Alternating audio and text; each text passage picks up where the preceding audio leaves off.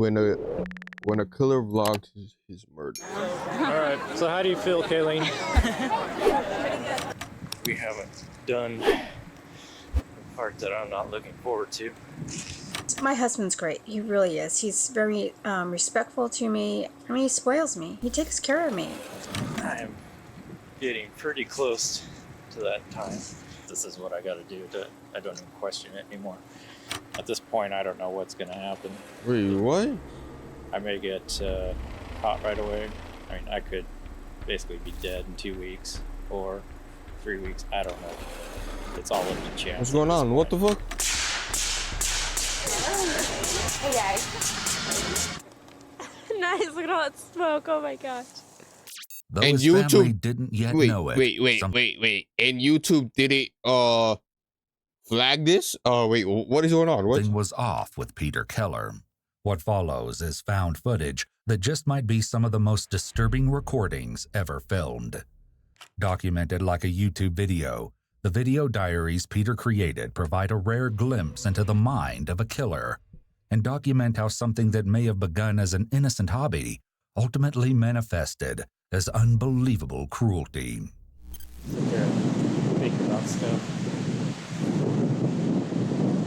Think about how did I get so...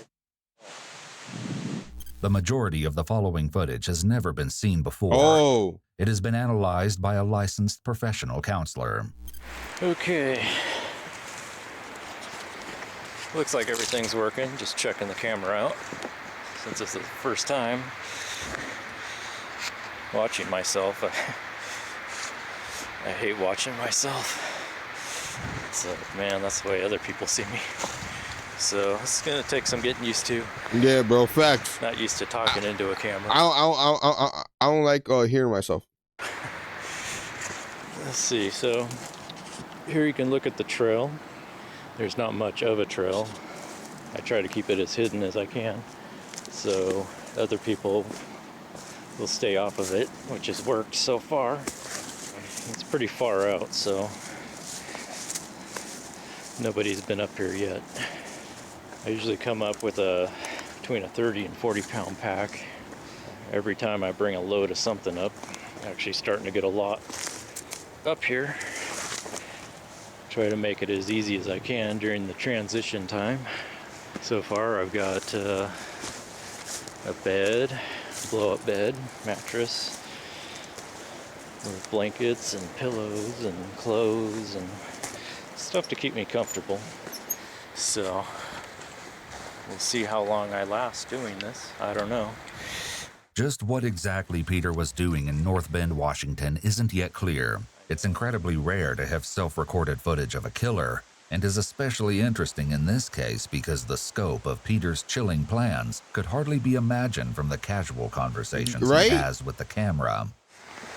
Basically come up here on the weekends or on a Friday, weekday, whenever the weather permits, or depending on what I'm doing. Bro, this is like a vlog, bro. This is dead as a vlog, bro. At least He's once a hunting. week. And I tend to stay up here for about, well, with travel time, probably around 9 hours a day, or each time, which is a long time. When he wasn't traversing the wilderness with his camera and dog, 41-year-old Peter was also a father and a husband. Hey Dad. Okay, I got this face. Because you guys won't let me take that many pictures. He and his wife Lynette had an 18-year-old daughter named Kayleen, and the three appeared to be a normal, happy family. Are you videotaping her? Yep. Let's do a lot of videotape, and then I just cut all the junk out. However, Peter's mysterious project in the woods would eventually take a terrible toll on his day-to-day life. Kayleen Keller.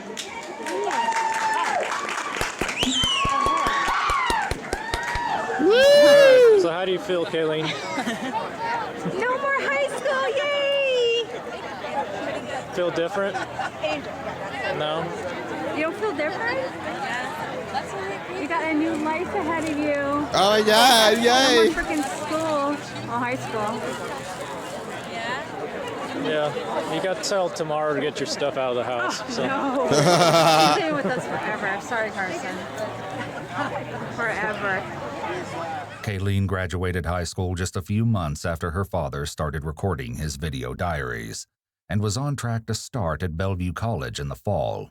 In addition to her interest in environmental preservation and gaming technology, she also appears to have shared her father's interest in cameras and dabbled in the hobby of videotaping as well. Dabbled. Take a picture of me and sell me on eBay. Uh-huh. What are you doing? Bill, I could have used yours.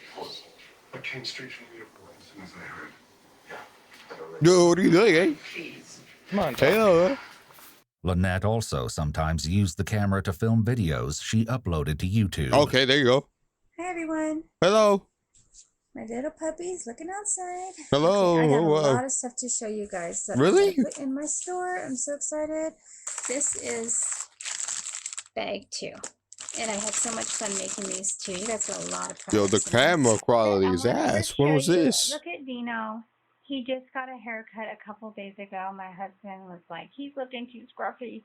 I am a very shy person, and doing these videos really helps me open myself, because I figured if somebody doesn't want to watch it, then don't watch it. I'm not Right? forcing you Yeah. to. Goodbye. So these videos really help, and he really helped me. While Peter worked to refurbish computers, Lynette struggled with medical issues, and as a result, wasn't able to work full-time. Damn. My husband, a few months ago, went out and bought me this big recliner for my back, and I'm just now starting to use it. He's so happy. Usually I just sit on the left seat. I love this chair. He's here. He's supporting me. He takes care of me. Even though I can't go back to work and Talking like in pain a lovely wife. Like, what's going on? Scrapbooking room with my dream come true. She made and sold custom paper flowers What and was shared her his trigger scrapbooking then, hobby bro? in local fairs to bolster the family's income. Oh my gosh, I'm so excited. Pretty much this is my anniversary present. I'm so thankful that my husband was able to give me that so I could stock up on supplies for me. And I also got some stuff for you guys too. Even my husband was looking at this and was just like, oh my gosh, look at the detail. From an outside perspective, it appeared that although the family faced challenges, they were sticking Regular together family, and yeah. making things work. Regular family But shit. as later events would reveal, all wasn't going as well as it appeared. Why not? What You happened? can watch me open this thing. This thing's always so heavy. But I want to know what's going on, bro. This impressive structure, affectionately nicknamed Camp Keller, was what kept Peter occupied in the woods for so long. Disguised as part of the hillside, the only thing that might give its presence away is a temporary tarp stretched over part of the roof, but Peter took care to conceal that with brush. this is something I wanted to do probably since I was a teenager.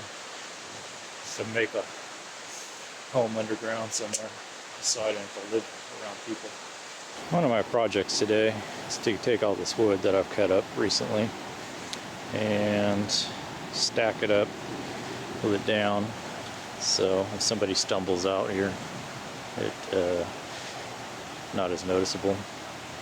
It's just now I have the means and I'm able to actually pay for it.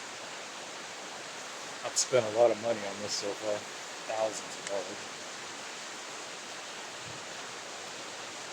Thousands more on guns and other stuff, other hardware I'm going to need. Oh, he's Doomsday guy. He's a Doomsday guy. Everything I can think of. Maybe?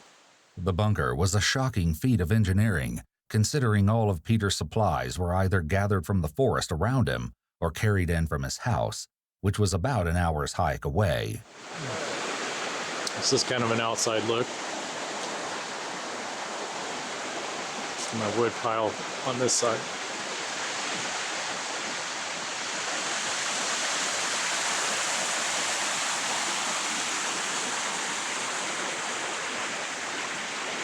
In addition to the tools and materials he needed to build the bunker, Peter carried a significant amount of food, drinks, and creature comforts into the camp. He brought enough to set up a kitchenette, complete with an emergency vodka stash. The entire complex was powered with a generator, which Peter somehow managed to bring up the mountain.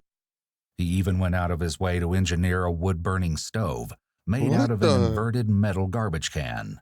Wow. He rigged a chimney to funnel the smoke up and out of the residence. This smoke would ultimately provide a valuable clue as to the camp's location. Other highlights of Peter's stash include multiple 5-gallon buckets, which could not have been easy to move, Yeah. heavy-duty chains, and a hacksaw. But as impressive as the wilderness construction may be, the question remains as to why Peter built it in the first place. Doomsday. I just feel like I'm getting knocked back every time financially. My wife is just gonna suck all the money out that I have. And I'm so excited because I can actually afford these deals. My husband, he gave me some money to go in here, so I'm like so excited. All right, I'm getting ready to move one of these big Did he beams give it in. to you or did you take it? This thing is pretty heavy. It's soaked with water, which makes them very heavy. Makes it a real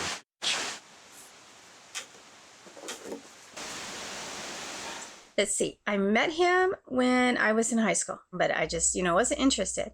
And then I met him again, and he was so sweet. We became like best friends. He said one of these days he wanted to get married and have kids, and he asked me what I wanted, and I said, "Oh, I want to get married." So then my sister, we were getting along at the time. She really liked him, and she said, "Well, you gotta just, you're gonna regret it if you don't." So I was like, "Okay."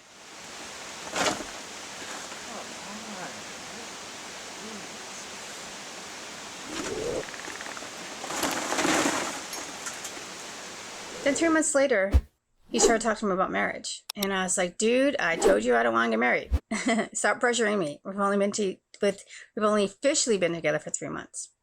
He actually started within a month. And I was just like, "No, you got to stop." So finally, a little over 3 months, he asked me to marry him. I was like, "Of course I'll marry you." And I grabbed the ring and put it on my What the hell? finger. I was just so excited. Jesus Christ, God. Yo, what is he trying to do? He's trying to get that log up there, bro? That's my story of my husband, who is my husband, who's the love of my life. At this point, I don't know what's going to happen. I may get caught right away. I mean, I could basically be dead in 2 weeks. What do you or mean, bro? 3 weeks. I don't know.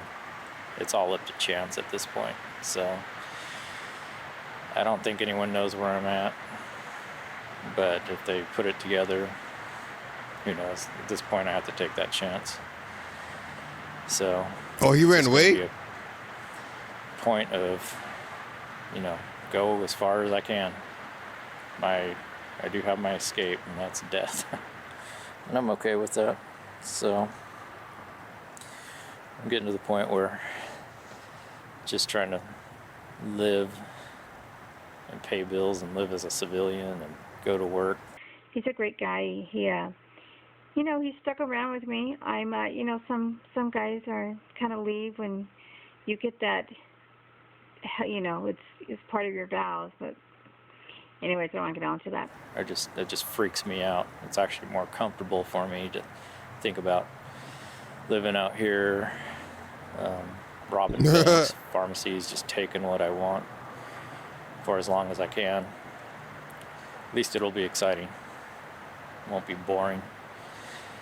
And I don't have to worry about Lynette or Kayleen. And everything will be taken care of. It'll just be me. Peter's complaints are all too common, but could indicate the presence of major depressive disorder. Additionally, Peter is doing a lot of fidgeting in this video, signifying that despite what he's saying out loud, his thoughts might be giving him a lot of anxiety. Perhaps this stems from the fact that, as some of Peter's cryptic comments hint, there's a much darker aspect to his fantasy than he lets on. Well, I wanted to get a video log in because we haven't done part that I'm not looking forward to. I'm getting pretty close to that time. I'm guessing probably a couple months away, maybe 3. So yeah, I know I can, once I do this, I could either die then. Maybe he's laughing. something Wow. will happen. or a few days or weeks, or maybe even years. My goal is to make it 10 years, but that's the other hard part. It's either to not care about dying and to still care about the project. Peter's comment that he wants to survive for 10 years out in the woods complicates an already strange situation even further. He isn't just aiming to leave his day-to-day life and job behind. His There are family. Lynette and Kayleen to think about, and so far, he hasn't shown any interest of bringing them along on his adventure. I thought it was to be like a family thing. Oh my goodness. I was gonna be like, So if that's sweet, you guys. cool. Sorry, I'm whispering. My husband's sleeping and our little doggy's sleeping with him. Last time I was doing a video, I was talking too loud and he woke up and came out here. Part of me has a hard time even imagining doing what I'm going to do, but as I think about it, I always come up to the same conclusion every time. I'm starting to get more okay with it. Tell him at least. Other times I feel like I'm more than ready. I've tried to make it in this world, and it just isn't happening. I'm 40 now, and I am running out of time. I don't even question it anymore. It just seems like everything makes so much sense now. You know, just the more I've thought about it, the more I understand it. I don't really feel bad about it. It's just the way it is. It's just the way it is. You know, certain things happen that cause This to happen. this to happen. But what So, things, bro? That's what you gotta look at, bro. just kind of accepted it and just rolling with it. Well, this is it. Home Sweet home.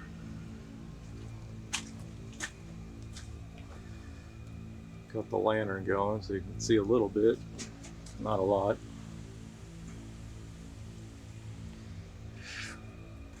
You know, I often wonder if what I'm doing is the right thing. And I think it is. These statements, though shocking, actually align with the earlier theory that Peter was suffering from a serious depressive disorder. You know, as I do this for hour on hour, it's like I just sit there and think about stuff. Think about, like, how did I get so f***ed up? How did so many things go wrong?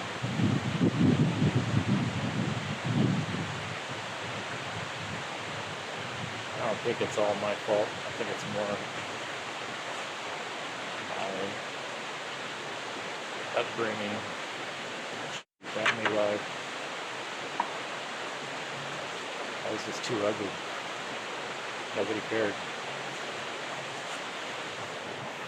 Peter's recollection of feeling off also supports the depression theory, as it's common for symptoms to emerge during adolescence.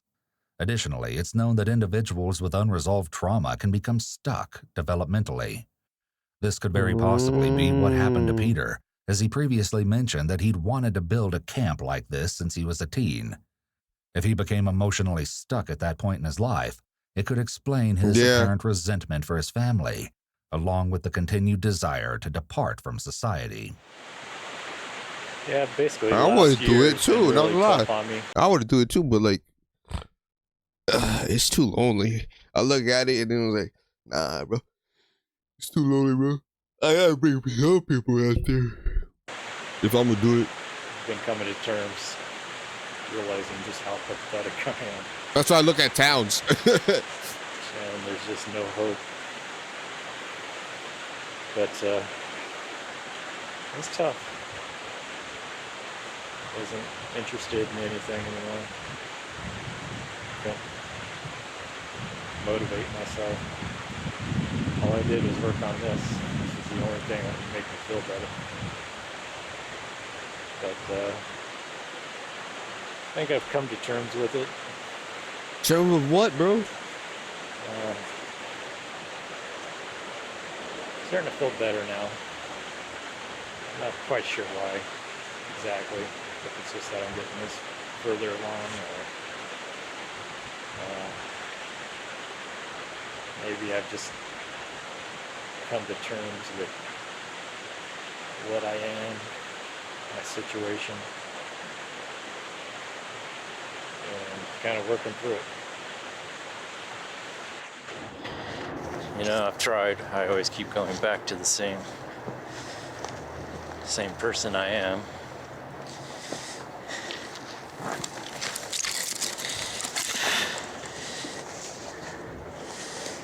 I guess it's also because I don't have anything. I never did. No money. My looks are horrible.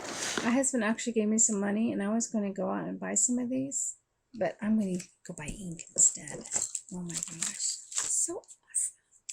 Sorry, I'm trying not to get too excited because my husband's going to be like, what are you doing? No personality. I mean, I'm okay with it. It's just I understand now very clearly. Very clearly. This is the only thing I have to do. It's just a single pick, but you know, we all add single pick. Sorry, my dog's being crazy. My husband's probably chasing him around the living room. I know my husband spoils me. He hates seeing me in pain, so tonight he came home and he gave me another $20 because he knows I'm going to the doctor's tomorrow and he wants me to stop at Michael's and get some more stuff. Well, take one. It's about 2 weeks before the end. This is going to be my last video, probably before till after that. That's terrible. I wanted to give some items for my mom and some other items, but I just want to show you this. Psst, Dino. Sorry, my husband's home. Dino. Well, it's about Dino 2 weeks knows. I finally He can drop smell out of it. society and He can smell it. Start this project. He can smell it. Ooh, you better do something wrong to my family.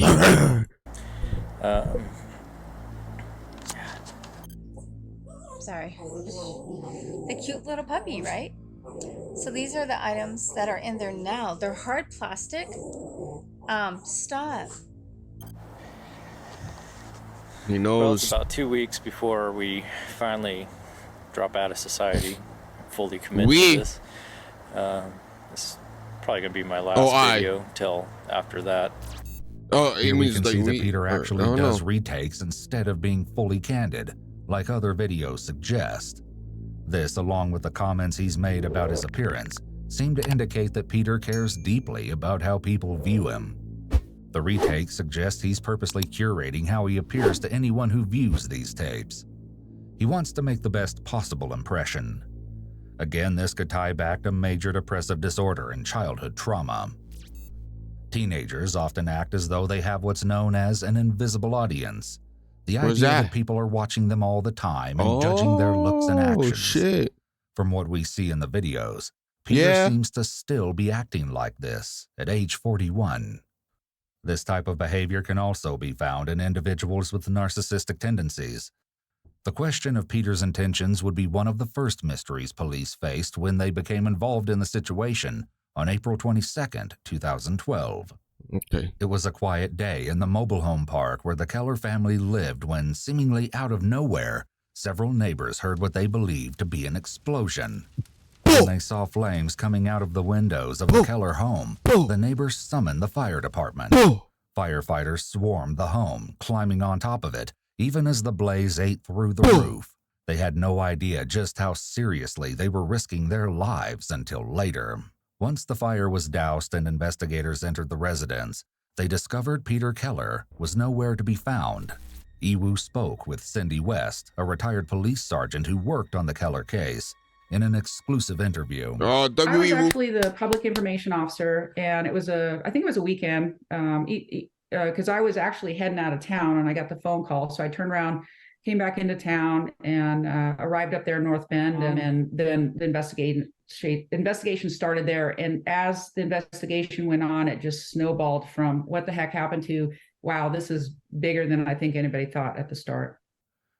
For those of you who aren't familiar, a public information officer handles all inquiries about an active case, providing private citizens as well as the media with information that's been approved for release. As such, Cindy was intimately familiar with the inner workings of the Keller case. The day of the fire, tracking down Peter became the police's highest priority. In just a few hours, they located... So the family's dead. So is the family gone? ...his vehicle parked downtown. The keys were left inside, but there was no evidence as to where he might have gone. When they entered his workplace to ask where Peter might be, all his co-workers could offer was that Peter had already left for the day and had stated that he might be back tomorrow, next week, or possibly never. Police also discovered that Peter had recently withdrawn $6,200 from the family bank account. Everything suggested that Peter was either in danger, running, or... Evil, what is going on, bro? Is the family there? Were they there that night? Both. For now, police had no idea where he could be hiding. But they weren't clueless for long. Police got lucky when searching Peter's home and unearthed a hard drive containing Peter's video diaries. Combined with what else was discovered in the residence, the investigation went from serious to downright bone-chilling. Well, before, a while ago, I used to sit here and think, this whole thing is just crazy at times, and then I'd think about it, and it would make sense, and it's like, okay, this is what I gotta do. Peter's decisiveness in this clip, paired with the horrific details of what police had found in the remains of his home, would likely be shocking to even the most seasoned law enforcement official. They were at a complete loss when it came to explaining how and why this had happened. Only time would reveal the haunting truth. When it came to the video entries, they supplied more than just a record of Peter's thoughts. As it turned out, other entries in the video diary and the accompanying photographs would become the key to tracking Peter. Retired Sergeant Cindy West was able to share the creative technique the police ended up using. They had photographs that Keller had taken on the mountainside as he's constructing this bunker. From nothing's there to a little bit more to a little bit more. Hey, in one of the photos, you can see, I couldn't see it. It looked like a power line in the distance. So you're looking off the mountain toward, which would be North Bend, the city. You can barely see this power line and something else. Again, I didn't think it was a power line, but our detective Mike Mellis says, I think that's a power line. I think that down there is probably the city. And then according to these other photos, there's a couple streams nearby. So he does a lot of investigation and says, well, it's got to be in one of these 2 points then. And I'm like, I don't know how he came up with that, but he was exactly right. Combined with reports Look at the smoke. Look at the smoke. It got to be here or here. Truck being regularly parked at a specific trailhead. This was enough information for police to start canvassing the area to search for Camp Keller. I think so. It took 6 days, but eventually they succeeded. The smoke visible in this footage came from Peter's makeshift chimney right here, and was instrumental in leading the police to Camp Keller. However, rushing in and making an arrest wasn't going to be an option. They had no idea how many people might be inside or what their intentions were. Remember, Peter had been stockpiling weapons and ammunition at home, and thanks to his videos, which were discovered when police reviewed the recordings that were not destroyed in the house fire, they knew he likely had firearms at his camp. Little did they know what else they would uncover. They also knew that there was a chance they could be dealing with a hostage situation. A direct approach could endanger Peter's life if he was being held captive, or spook him if he had hostages of his own. They needed to make whoever was inside come to them. You guys on the number 3 side, can you get to that window and break it out or throw a gas in there? Brian, there looks like a slot or a window that's propped open in the back, directly towards the dirt wall, but I couldn't see it. Where? Something over it. Maybe you guys can throw a log through it or something. But if we throw number 2 in that ditch, it should cycle right up into the tarp, should push it right into the structure. That's exactly what they decide to do. The response team keeps the bunker surrounded in the hopes that the gas canister will drive those inside out of the bunker and straight to the waiting forces. Bro, where's the family at, bro? But after about 10 minutes, nothing has changed. Yeah, it's dissipating finally. The first one you sent in is dissipating. You want me to throw a 98 under the window, the open window where we first gassed? Yeah, if you can do it from your position. With the gas canisters having no effect, the team is forced to reconsider their tactics. So for planning purposes, if this gas there it is. Isn't going to work, we may have the command post try and locate there's people. Wildlands fire pump and hose. Who the hell are these? That can pump a large is this the family? Water into this place, Brick. Okay. I think we could probably utilize this creek. We just need enough hose and a pumping station to get it, up to where we want it. We've got new photos showing this bunker may have multiple levels. Big copy. This information actually came from Peter directly and the self-recorded videos that they found in his burned-out house. Multiple levels. This is the end of the day. I'm getting wrapped up, getting ready to leave. I don't know if you can see me, but kind of one last look at everything.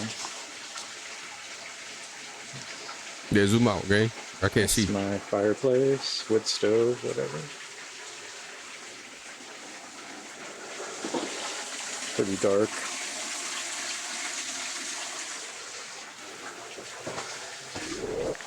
Now we're going upstairs. Oh shit, upstairs.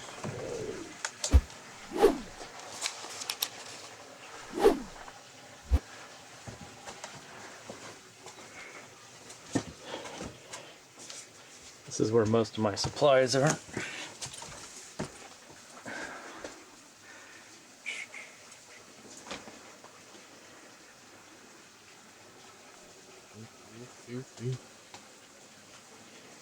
Pretty well stocked up. My window. You got a window up there, Brody made a window. What the fuck? Looking down on the wood stove.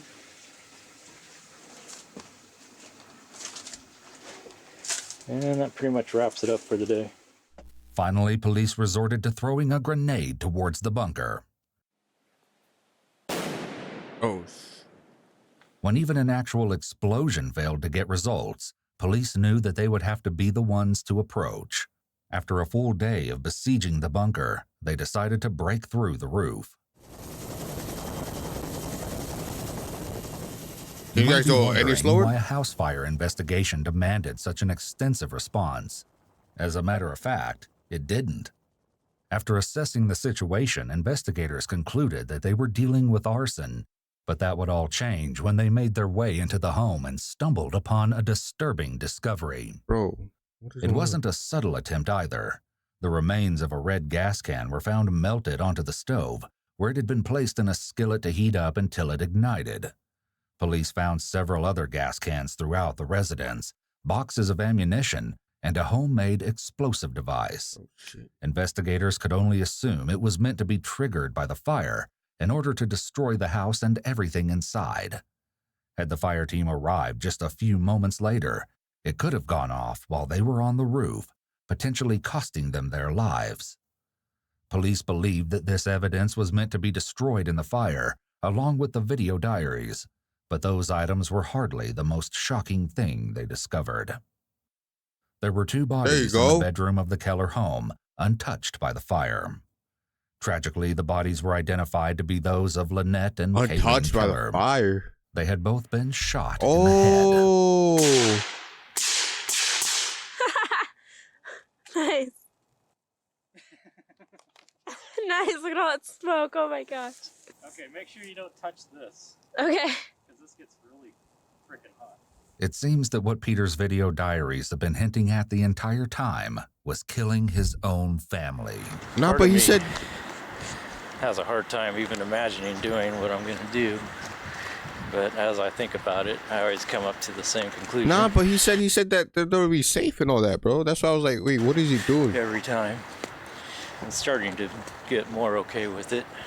Retired Sergeant Cindy West was once again willing to share her thoughts on the tragedy. I thought he was going to go on a mass murder and just to hide out over there. That's what I thought. I don't think either of them knew it was coming. Again, based on the conversations that we had with friends of both of them, it sounded like he was a loving, great husband.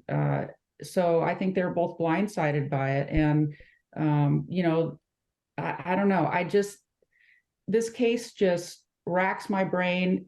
There's no way it's ever going to resolve in my brain, because you just think, why? Not only did he kill his wife and his daughter, but based on the friends and neighbors, he had this dog that went everywhere with him, hiking, or apparently to go build a bunker, you know, for all these years. And he killed the dog too. He was afraid that the dog would give him away in the bunker. And so he killed the dog too.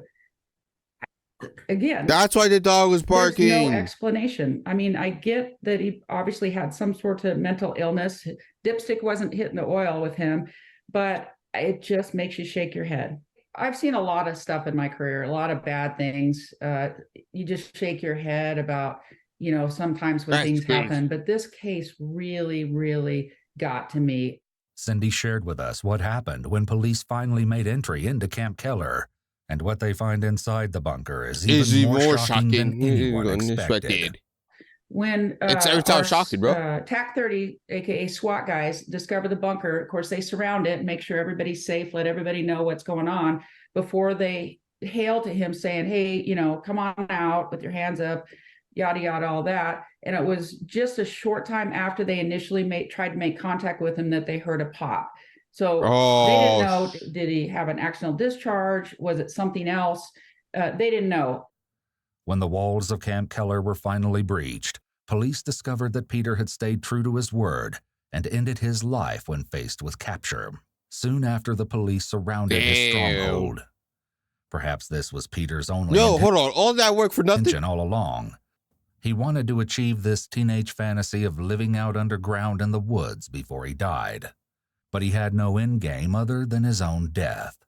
Well, the fact that he was found was significant. We were worried what he might do to somebody else. If he's, you know, brazen enough to kill his wife and his daughter, then what's he going to do to somebody else? But I think there was a sense of relief that it was over, that he had been not apprehended, but that he was finished with his crime spree, that nobody else got hurt. There was so much potential for injuries to citizens and all the officers involved that it was definitely a sense of relief. The camp was turned over to King County Department of Natural Resources, who eventually destroyed the bunker. Peter's cash hoard was donated to a memorial scholarship established in memory of Lynette and Kayleen. Wow. R.I.P., man. That's crazy. Well, like and subscribe.